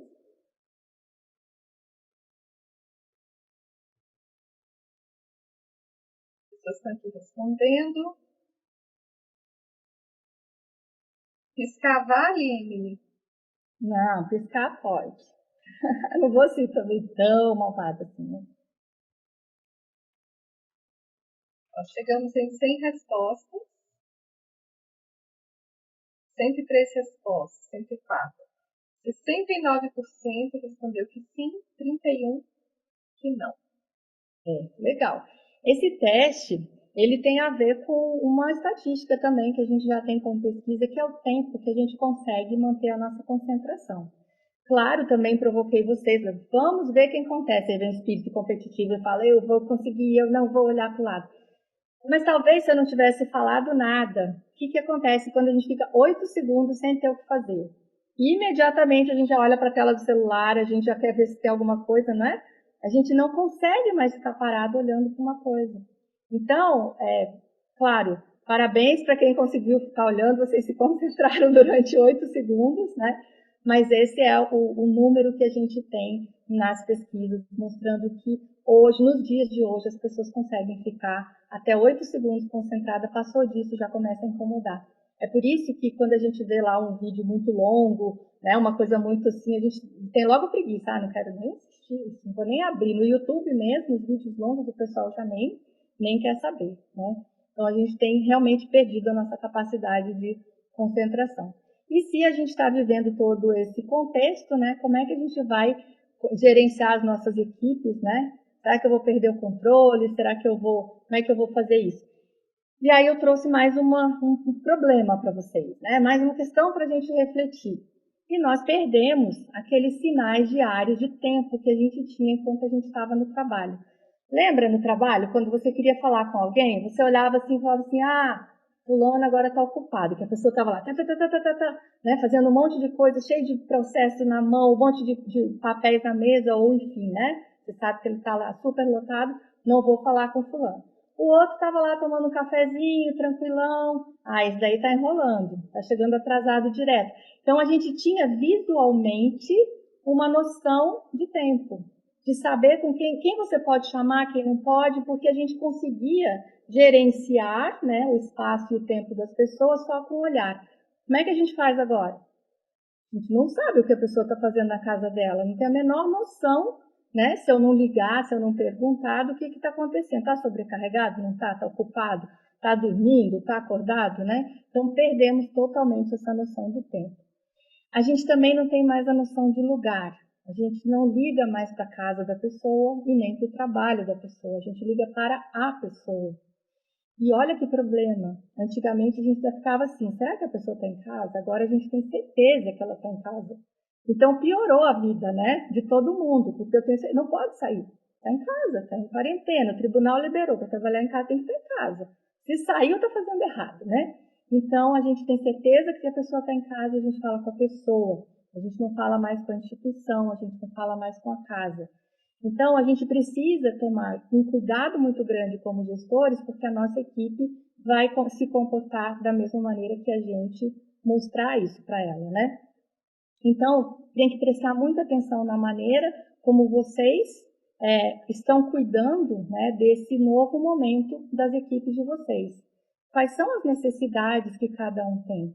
Tentem prestar atenção, tentem entender o momento de cada um. Talvez a pessoa não consiga manter aquele mesmo horário que ela tinha no tribunal, porque agora ela tem outras responsabilidades. Mas eu quero manter 12:00 às 7, porque esse é o horário do tribunal e a pessoa que se vire. Mas ela está em casa com filho pequeno, às vezes tem que fazer almoço, às vezes tem uma pessoa idosa em casa que ela tem que cuidar. Então, o gestor ele tem que entender isso e gerenciar essas dificuldades, porque não é mais a mesma coisa. O ambiente não é aquele do trabalho. Então, a gente precisa olhar para isso. Esse é um ponto importante. Se a gente quiser ter essa conexão com a nossa equipe, a gente precisa ter essa sensibilidade. O segundo, a gente tem que pensar nessa questão do tempo com clareza. Deixe claro qual é o seu tempo, até que horário você está disponível. Coloque o seu limite para você. Eu começo a trabalhar e termino nesse horário. Eu respondo e-mails nesse horário. Não me mande mensagens no final de semana, porque eu não vou responder, eu tenho outras tarefas, outras coisas, outras responsabilidades. Deixe claro os seus limites, porque isso ajuda para a pessoa também criar os próprios limites dela. Apoie os limites das pessoas também, né? Quando elas disserem que elas têm limites, também você pode apoiar. É claro que você vai negociar, né? Então faz um combinado aí. Evite você de mandar mensagens fora dos horários normais. Às vezes a gente faz isso, eu já fiz algumas vezes. Acordo 6 horas da manhã e falo assim, ai meu Deus, deixa eu mandar, senão eu vou esquecer. E esse eu vou esquecer passa para o outro uma mensagem errada, de que eu estou conectada naquele horário e que eu espero que a pessoa também esteja. É errado isso. Anota, faz alguma coisa, põe na sua agenda, mas não manda fora do horário. Porque assim a gente consegue criar um combinado que é bom para todos e não sobrecarrega. Né? Lembra, a gente não quer ficar no pântano, a gente quer viver uma vida com qualidade. Pense antes de usar palavras que indicam velocidade, do tipo, que bom que você me respondeu rápido. Porque quando a gente fala esse tipo de coisa, tem uma mensagem subliminar. Ah, eu quero que você me responda sempre rápido. Então, a gente valoriza e incentiva a rapidez. É isso que eu quero, a rapidez? Se for rapidez, ok, tá boa a resposta. Mas e se eu quero qualidade e não rapidez? A pessoa, às vezes, vai correr e vai me entregar algo que nem é o que eu quero. Né? Então, a gente tem que ter cuidado com o que a gente fala. Lembra que o meio é o que diz, né? Interfere no conteúdo que a gente está passando. Cuidado ao marcar reuniões também. A gente fica com essa necessidade de marcar muitas reuniões o tempo todo e as pessoas ficam cansadas, vocês estão cansados, vocês falaram isso. Por que a gente tem que se reunir o tempo todo? A reunião tem que ter foco. Qual é o objetivo daquela reunião? Começo, meio e fim, e rápido de preferência. Não tem que ficar o tempo todo reunido todos os dias, tantas vezes. Claro, reservar alguns momentos para encontros informais, para manter esse contato, mas pensar muito bem antes de ficar marcando inúmeras reuniões. Trabalhem com tarefas, trabalhem com produtividade, né? Distribuam isso. A gente tem que pensar um pouco diferente. O modelo é outro, não é mais o mesmo. Diminua o número de interrupções diárias também. Às vezes a gente fica o tempo todo mandando mensagem para a pessoa, fica no WhatsApp o tempo todo, a pessoa não consegue trabalhar. Sabe a metáfora da luz que liga e desliga, né? Quando a gente principalmente tem trabalhos complexos, a gente precisa ligar e desligar. Ligar acelera, desligar é para poder trabalhar. Se você fica sendo interrompido o tempo todo, você não consegue produzir. Vocês são assim, com certeza os outros também são. Então, vai anotando e deixa para falar com a pessoa só uma vez. Não passa o dia inteiro mandando mensagem. E nem deixe que as pessoas façam isso com você. Esclarece isso, né? Combina isso com as pessoas, porque essas interrupções permanentes elas são prejudiciais para o trabalho. E incentiva a criação das horas de colaboração, que são aqueles momentos que a pessoa realmente trabalha junto. E o que é o trabalhar junto? Aí sim, faz uma reunião no Zoom e chega junto e compartilha uma tela e discute junto e constrói junto alguma coisa. Essas horas são legais também, mas elas não podem ser o tempo todo, elas vão acontecer esporadicamente. Bom, existe uma pesquisa também do René Hillman e do Derek Lane, foi feita com estudantes universitários, e é uma pesquisa interessante que diz o seguinte: as relações criadas offline, elas têm uma dificuldade enorme de continuarem online. E olha como isso nos pega, porque nas nossas relações começaram offline, e a gente vai ter que continuar com elas, estamos continuando com elas online. Né? É difícil. O que começa online é muito legal online, segue igual, mas o que começa offline não pega muito bem, tem coisa que não funciona muito bem, porque a gente gosta de abraçar, de conversar, de jogar a conversa fora, porque a gente se conheceu assim. e quando transpõe para o online fica esquisito, parece que falta alguma coisa. Então, é mais um desafio que a gente tem, né? E isso é pesquisa, então não é só com a sua equipe. A gente tem que entender que isso é com todos nós, né? Então, vamos compartilhar isso e entender. Uma forma da gente passar por isso é tentar trabalhar uma liderança empática, né? Uma liderança empática é isso, é uma comunicação com emoção. Uma comunicação com emoção envolve escutatória. Vocês já devem ter ouvido falar nesse termo. E o que é escutatória? É escutar com empatia, escutar mais do que falar. Eu aqui estou falando muito hoje, né? Mas é por causa do nosso objetivo. É escutar com acolhimento, é realmente mostrar que você está interessado no que a pessoa tem para te falar. E o problema é que a nossa cabeça ela é muito rápida. Enquanto a pessoa está falando, a gente já pensa na resposta. E quando a gente faz isso, a gente não escuta, né? Então, às vezes, a gente está ali com alguém da nossa equipe que está com problema, a gente já está com distanciamento, já é difícil conversar, o meio já não é o mais adequado, aí a gente está com pressa, é muita informação, é muito dado, é muita coisa para resolver e a gente ainda não tem tempo para escutá-lo. Como que eu vou criar conexão com alguém que está distante se sequer eu consigo ouvi-lo? Então, gente, a gente precisa olhar com mais cuidado, escutar com intenção, mostrar para a pessoa que realmente você se preocupa com ela e que esse momento é difícil, muito difícil para ela, muito difícil para você, mas que você está ali, você é o gestor que vai apoiá-la. Com todos os seus defeitos e dificuldades, sofrendo tanto quanto ela, mas você está ali porque você é o condutor, né? Você é o influencer, você é o que está ali à frente, né? Então, a gente pode fazer algumas perguntas quando a pessoa for te falar alguma coisa que ela está incomodada ou difícil. Aqui tem algumas dicas, assim, do tipo, colocar a pessoa para pensar, né? O que você poderia fazer em relação a isso? Faz a pessoa pensar sobre como ela agiu e o que ela poderia ter feito, né? Ou o que você poderia ter feito, né? O primeiro que você pode fazer no futuro, o outro que você poderia ter feito, e até se colocar para ajudar. E o que eu posso fazer para te ajudar? Quando a gente usa essas perguntas, a gente mostra para a pessoa que a gente realmente está ouvindo, está prestando atenção. Não é aquele, tá, entendi. Isso não ajuda nada. A escutatória, a escuta com intenção, ela vem acompanhada dessa troca, dessa conversa. A gente tem que olhar nos olhos. Quando a gente olha nos olhos, a gente libera a dopamina, que é o hormônio do prazer.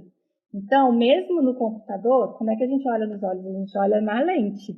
Então, aquele negócio da gente ficar no computador, olhando para o lado, não, a gente tem que tentar olhar aqui na lente, né? É isso que a gente tem que fazer, a gente está distante, então é o caminho que nós temos, né? Não temos outro. E aí a gente tem que lembrar que muitas vezes não é aquilo que a gente fala, mas é como o outro entende. Então, às vezes a gente pensa que está fazendo tudo certo, mas será que o outro entendeu certo aquilo que a gente queria falar?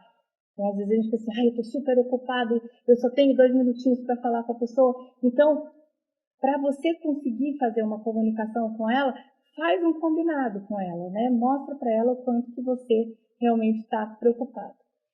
Em relação ao retorno ao trabalho, tá? Vamos fazer uma outra enquete. Antes de passar, só porque há vários registros aqui no chat, no pontinho anterior que você trazia, né, da produtividade, organização. Então, Aurana, tem dificuldade quanto a isso, porque a necessidade de produtividade é grande e não dá para ficar anotando para depois enviar mensagem, porque são muitos durante o dia. Outra fala aqui, da Rosana Ferreira. As pessoas estão mais ansiosas, estamos mais imediatistas, queremos respostas rápidas. Quando demandamos algo, quando somos demandados, né, inclusive profissionalmente, o que fazer? E o Jorge Mário Grace dizendo, acho natural, queremos presteza e efetividade no atendimento das nossas demandas, desde que haja bom senso e plausibilidade. Temos muitos serviços, muitos profissionais, que não prestam um serviço de qualidade e efetividade. Temos que melhorar muito no público e no privado. Nesse sentido, a Marina diz, estudar sobre comunicação não violenta ajuda bastante. Eu acho que se a gente for pensar direitinho, né, nessas questões todas, tudo bem, a gente quer resposta rápida, e o WhatsApp existe para isso, ele está aí na nossa mão. E é exatamente por isso que a gente entra nesse turbilhão, né, em que a gente quer resposta rápida. Imagina que você é e está mandando mensagem. Quantos grupos de WhatsApp você participa?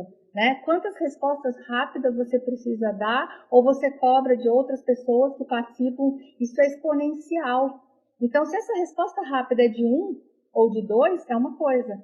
Mas dependendo do volume que você participa, essa resposta rápida pode ser de 10, de 15, e a pessoa não consegue trabalhar. Ela entra, ela se sufoca naquele pântano e tem uma hora que ela fala, eu não dou conta. Eu não consigo responder tantas demandas. E aí ela vai trabalhar de noite, de madrugada, final de semana, e fica com essa sensação de sobrecarga. E enquanto isso o outro está achando, não, mas tem que ser, porque é importante, porque a gente precisa, porque a resposta tem que ser rápida. O que é a resposta rápida?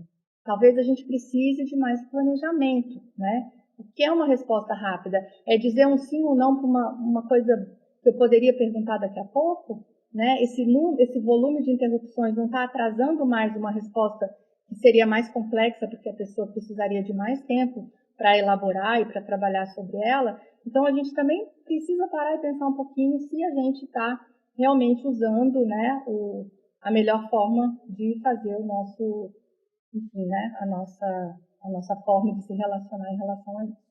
Então, acho que a gente tem que pensar também um pouco sobre isso. Bom, vamos para a enquete?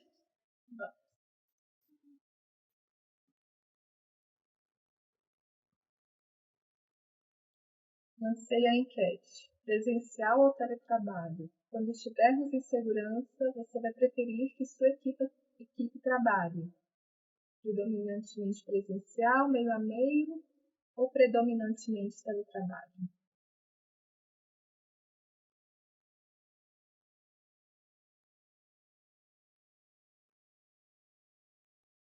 Está acirrado aqui. Passamos de 100 respostas. Vou então finalizar. Tem mais gente querendo responder por essa. 45% contra 52%, ou seja, 52% responderam predominantemente teletrabalho, 45% meio a meio e apenas 3% predominantemente presencial. Nossa, gente, olha só.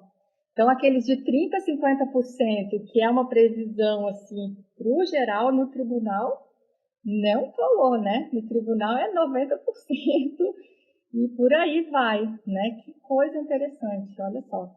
Vocês são gestores, né? Então, acho que é pensar, né, na viabilidade de colocar isso em prática. Bom, e aí trouxe aqui para vocês, então, um outro questionamento, né? A gente fez essa enquete aqui, que é quando a gente deve mandar e-mail, fazer reunião, WhatsApp, já que a gente está falando sobre isso, né? Quando é que a gente escolhe o melhor meio para passar as nossas mensagens? Presencial à distância, comunica-se melhor quem sabe fazer a escolha certa. Então, não importa se a gente está longe, se a gente está perto, a gente sempre tem que fazer do jeito certo. Tem um dado, né, de que nos Estados Unidos desperdiça-se 213 bilhões de dólares ao ano com reuniões consideradas inúteis. E o que são reuniões inúteis? São reuniões que não geram resultado. Não estou dizendo que é inútil, por exemplo, a gente encontrar e criar integração entre os colegas. Isso pode gerar um resultado muito bacana, mas eu não sei quais foram os critérios deles, mas o resultado é esse, 213 bilhões de dólares ao ano com reuniões inúteis. A gente podia tentar fazer uma conta, né, do quanto a gente produz e gasta com reuniões úteis e não úteis, né? Quantos de vocês já foram ao cinema, assistiram um filme e falaram assim, não gostei, o livro era muito melhor? Certeza que alguém já passou por isso, né? Então, a gente tem sempre uma ideia de que uma coisa é melhor do que a outra, mas não é. Na verdade, cada meio tem uma linguagem. Então, a linguagem do livro é ela tem uma forma de detalhamento, de contar a história. A linguagem do cinema é outra, diferente. A dinâmica é outra, a sequência das imagens, às vezes altera a ordem. Tudo isso porque ela tem que chamar atenção pelo visual. O livro tem que chamar atenção, né, por aquilo que está escrito, pela redação, né, vai te conquistar pelas palavras. Então, cada meio tem a sua forma de escrever.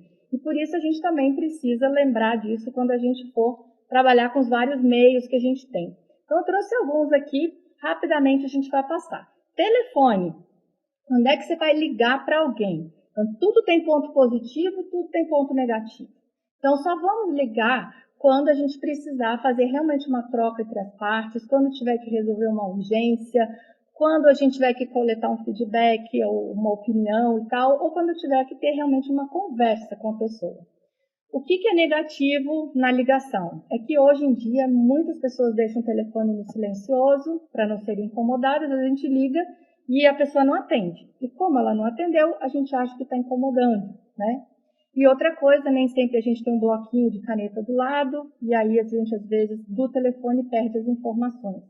Então, boas dicas é a gente, quando for telefonar para alguém, começar sempre dizendo oi ao fulano, falar de cara qual é o assunto, não ficar enrolando porque não sabe o que a pessoa está fazendo, verificar se é o momento certo para conversar, deixar a pessoa falar, dar oportunidade para ela e ter sempre um bloquinho, uma caneta, alguma coisa para anotar e registrar. Se possível, depois passar um e-mail confirmando tudo aquilo que foi combinado por telefone.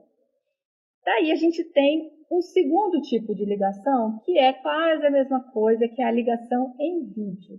Ela tem as mesmas características, só que ela vem com uma coisa assim de eu quero ver a reação da pessoa. Não basta ouvir o que ela tem para me falar, mas eu quero ver o rosto, eu quero ver se ela vai sorrir, vai gostar, vai ficar triste. Então eu vou ligar em vídeo para a pessoa.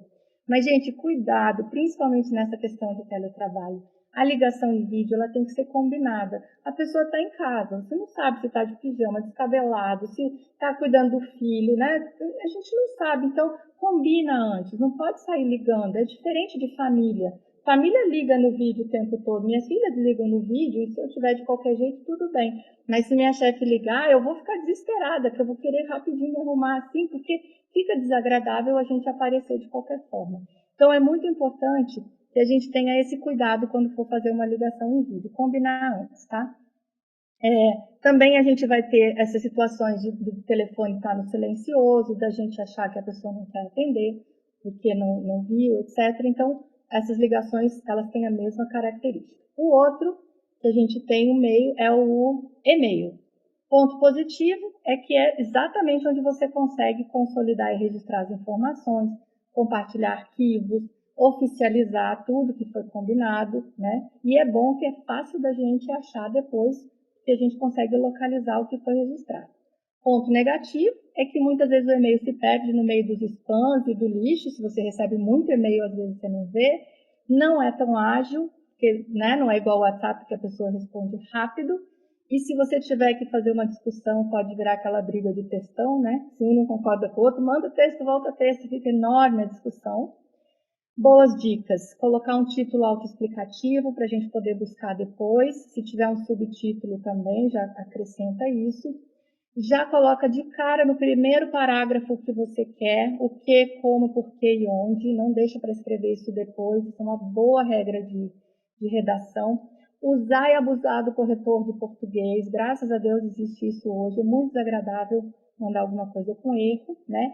E sempre reler antes de mandar. Principalmente se for um assunto delicado, de preferência pede para alguém ler antes. Lê para mim aqui. Às vezes a gente manda alguma coisa, a outra pessoa não está ali para escutar, para ler, né, junto, e às vezes ela interpreta mal. E por fim a gente tem as mensagens de aplicativo, né, que vocês falaram que são tão legais. E são mesmo. Elas são, né, rápidas, todo mundo tem o celular na mão, a gente tem respostas rápidas, evita e-mail ou ligação, mas elas podem acontecer em horário inadequado. Às vezes tem muitas mensagens, às vezes mistura pessoal com trabalho. E boas dicas, cuidar com a abordagem que você usa nesse tipo de mensagem, escolher a linguagem certinha, checar sua foto de perfil, se você usa o seu WhatsApp para o trabalho e para a vida pessoal, porque às vezes a foto não é a melhor, né? E avaliar também se você colocou, né, pessoas da família e outros, todo mundo no mesmo grupo, cuidado também com a forma como você vai usar essa rede. Muito importante, aqui são alguns recadinhos sobre como a gente escreve nessas mensagens. Lá a tua equipe pode levar um susto se você colocar uma exclamação, bonitinho, certo? Se você colocar um monte de ponto de exclamação, pode parecer uma bronca ou uma ironia, né, certo, do tipo assim, ó, o que é isso, né? A pessoa não está ali, ela vai ler o que ela consegue entender. Caps Lock, acho que todo mundo sabe, se escrever o texto inteiro está gritando, assim como o negrito. E o combo Caps Lock com negrito, com um monte de exclamação, então, coitado, caos geral, né? A pessoa está desesperada, aconteceu algo gravíssimo.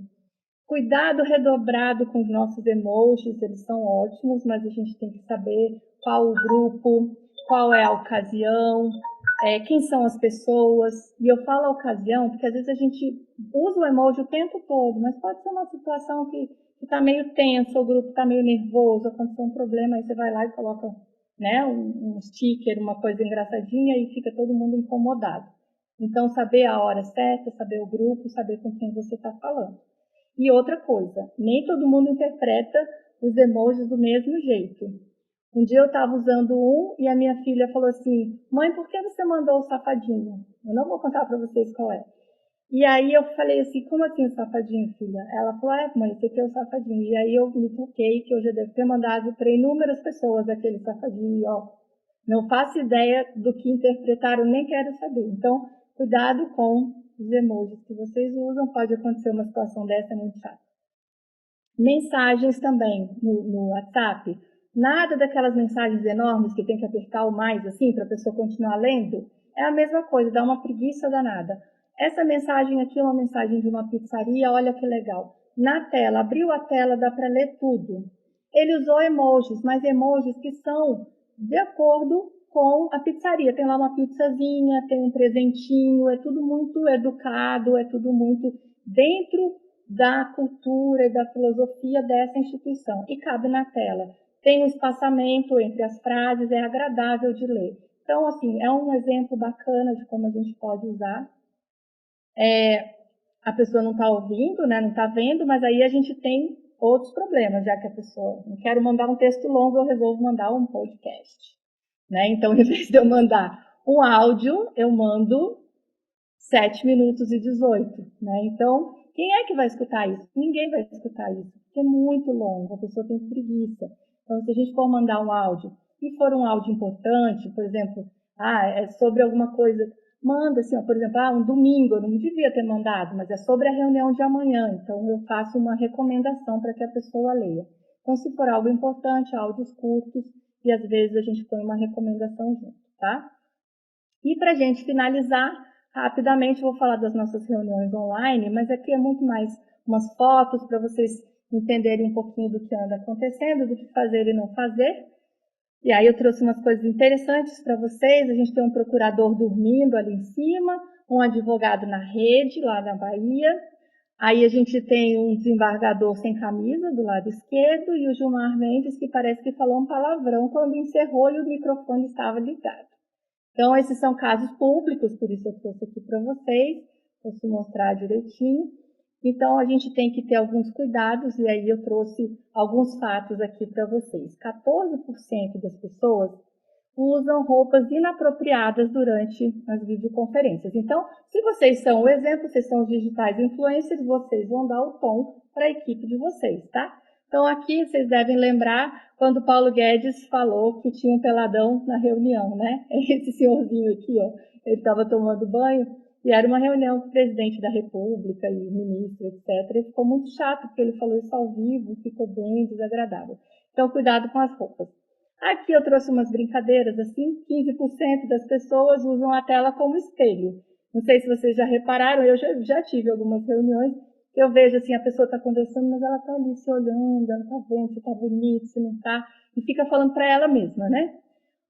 A gente também tem 9% que ficam cutucando o rosto. Então, tem gente mexe, vai, arranca, faz... É desagradável, né? Não é legal. 7% trabalham na cama, 7% trabalham no banheiro. Pode até ser que não abra a tela, mas a gente tem esse percentual. 12% ficam com seus pets do lado. Não tem problema nenhum. O problema é que, às vezes, eles ficam fazendo barulho e atrapalham as reuniões. A outra pessoa do outro lado fica incomodada. Você não fica, mas o outro fica. Então, a gente tem que ter alguns cuidados com isso. Além disso, o que a gente tem que se preocupar? Com postura, luminosidade e também com o nosso enquadramento na tela. Eu coloquei aqui algumas para vocês checarem. Essa primeira minha aqui, ó, é a pessoa que fica muito colada na tela. É como se ela estivesse invadindo a casa do outro. Quando a gente conversa pessoalmente, a gente não faz isso. A gente não cola o rosto na outra pessoa, não é verdade? Então, por que quando a gente está na videoconferência, a gente cola o rosto na lente, né? Parece que está entrando na casa do outro. Então, mantém um distanciamento, né, saudável, como seria aquele presencial. Aqui, ó, essa outra aqui, a luz está péssima. Às vezes a gente tem uma janela bonita, mas fica atrás do nosso computador. E a luz, ela tem que vir sempre para o nosso rosto. Então, coloca um abajur na frente que ilumine o seu rosto. Mas também não pode ser demais, senão também dói o olho, né? A gente não consegue. E a pessoa muito longe lá também parece desinteressada, né? Não vale a pena. Cuidados com o ambiente. Às vezes, a gente está ali numa reunião muito séria, achando que está tudo muito legal, né? Mas olha o que está acontecendo. Onde é que a pessoa vai prestar atenção? É na pessoa que está falando ou é na bagunça que está lá atrás, né? Então, cuidado com o seu ambiente, né? Se não dá para ter um ambiente muito organizado, tem muita bagunça em casa, criança, etc., dá para a gente usar alguns fundos de tela. Eu trouxe alguns aqui, alguns mais divertidos, né, que a gente pode baixar, tem vários gratuitos, se quiser um mais sério pode fazer também. A gente pode usar esses fundos de tela e eles substituem facilmente qualquer ambiente bagunçado. E tem também a descontração. Isso aqui é real e essa batata aqui, ela é um chefe. Ele quis mostrar para sua equipe que ele é um cara descontraído, fez uma reunião dessa forma, ele é o senhor Batata nessa reunião. Então, como chefes, vocês também podem, depende do estilo de cada um, né? Olhar nos olhos da pessoa e utilizar uma linguagem não verbal adequada também. Aqui eu trouxe uma seguinte situação. Vocês sabem esse aqui é um deputado distrital que estava no carro participando de uma sessão, né, da Câmara Legislativa. É claro que ele não está conseguindo prestar atenção no que está acontecendo, porque ele tem que olhar para o trânsito, certo? E às vezes acontece isso daqui. O que é isso aqui? Duas telas.